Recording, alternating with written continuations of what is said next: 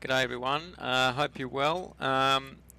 As I mentioned before, one of the first main upgrades that I want to look to is changing out these panels here and bringing this side in and this side up.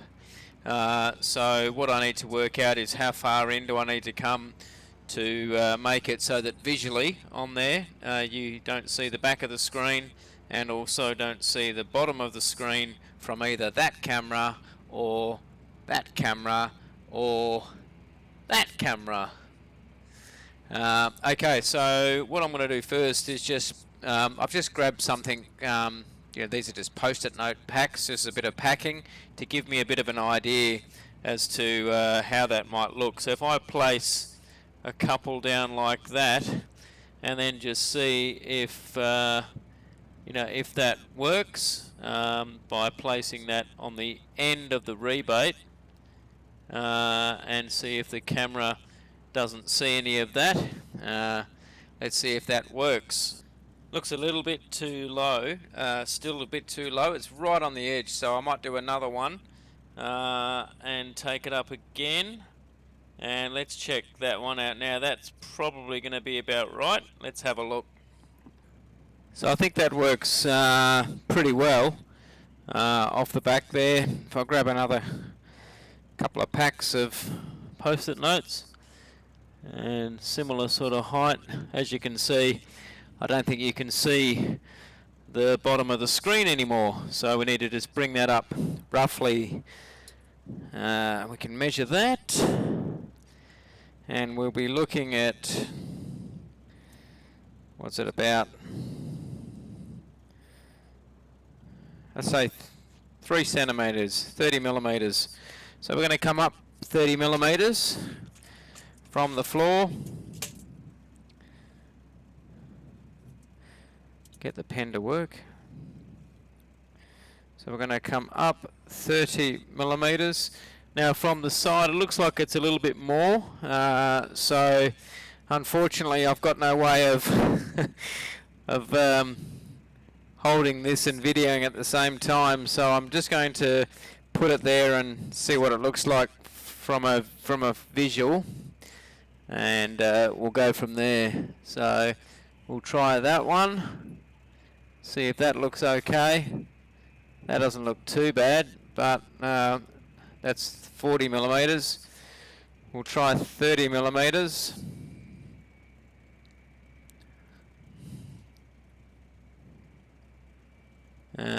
Not too sure about that one. Try that again. 30 millimeters. Got to get my finger out the way. That's a 30 millimeter one. Hopefully that's going to work. Try it down the bottom.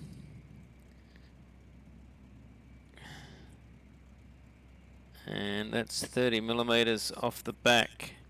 See if that's going to look any good. Try it there.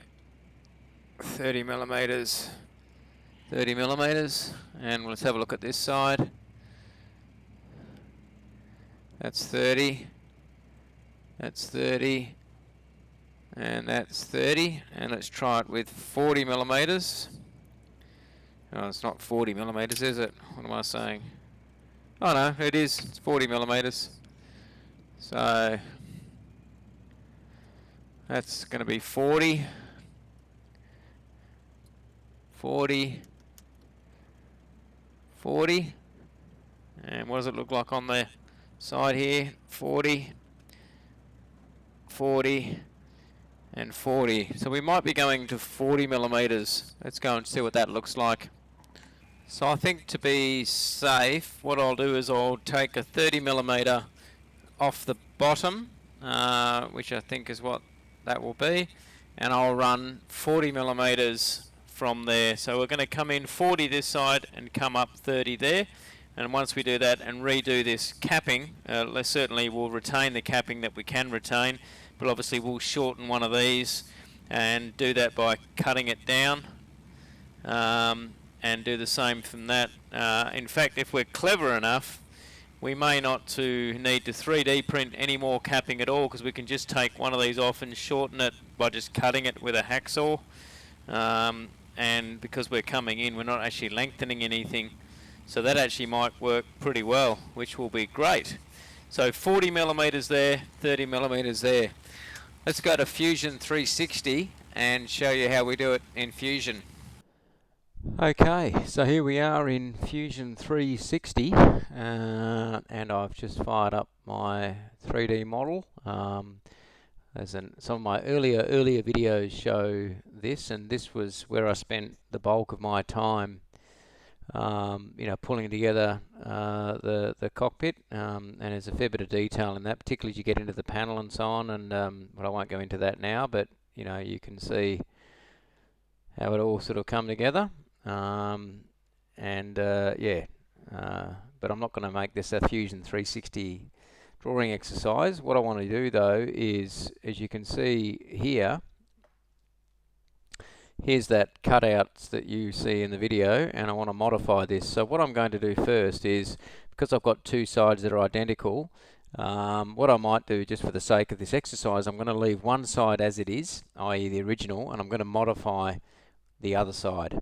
So let me just take a few minutes, because if you look down the left hand side here, I've got a whole bunch of components and bits that I need to sort of strip back to bare bones.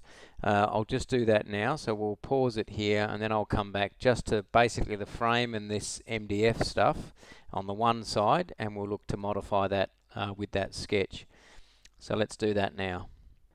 Okay, so what I've done now is I've pulled all the bits, I've turned all the bits off except for the frame. In fact, I've probably turned the frame off as well, because and this can actually stay exactly the same size. So what you've got is one panel on the outside, and then another panel on the inside on that side there. So there'll be one through here as well, sandwiched, either side of the timber. So what I'm going to do now is then look to modify the cutout, which I've started to do in the sketch view there. So let's just get rid of the main frame, and we can just work with the with this cladding piece. So I'll just turn that main frame off, and we'll go to this view here, the right view, and here we are now. So there's our top section there. And as I said, what I wanted to do is move that one in 40 millimeters and then move that one up by 30 millimeters and retain the same radius, which is a 65 mil radius on each of the corners, and then hopefully I can retain those curvature pieces because the profile should still be the same, and the angular measurement between them will also be the same. So now what I need to do is actually fill this bit in and then extrude that out for the 6 millimeters. So I think what we can do there is finish that sketch. I'm just going to trim these pieces off just to make sure. I think I'm right there. I think we've done that. That's it there. That all works. And then if we can fill this piece in now, so we'll finish that. And then what we're going to do is I'm just going to orbit that around a little bit, just so we can see this. And we're going to, I'm pretty sure that's 6 millimeters, but let's just check that. We will inspect and measure that distance from there to there, and it is 6 millimeters. So we're going to extrude this piece here by 6 millimeters. So we're going to take that, we're going to press pull, I'm going to go that way, and I'm going to go 6 millimeters in that direction. I'm going to join it, and I'm going to OK. Bang. Job done. Now if we go to the right, now what we've done is modified that there. And that's it. So from here, what I need to do next is hopefully extrude this as an STL file for a laser cutter CNC machine, but I'm not sure we can do that now with this new version of Autodesk Fusion 360. So let me check that out first, and then I'll come back to you and let me know what I think or how we're going to do that. We may have to go old school and dimension this up and do it by hand. Be back soon. So I had a look in, yeah, I was right. In Fusion 360 you can save this as an STL, but from memory, when I did my original panels, I needed them as DXF files for the CNC machine shop, and I can't do that anymore.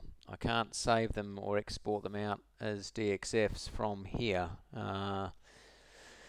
I've tried a converter, but that doesn't seem to be working, so I think I'll have to go back to old school and just dimension this up. So what I've done is I've taken the opportunity to, you can go to a new drawing, so you can go up here, go design, new drawing from the design, which I've already done this part, so I'll just take you through to that.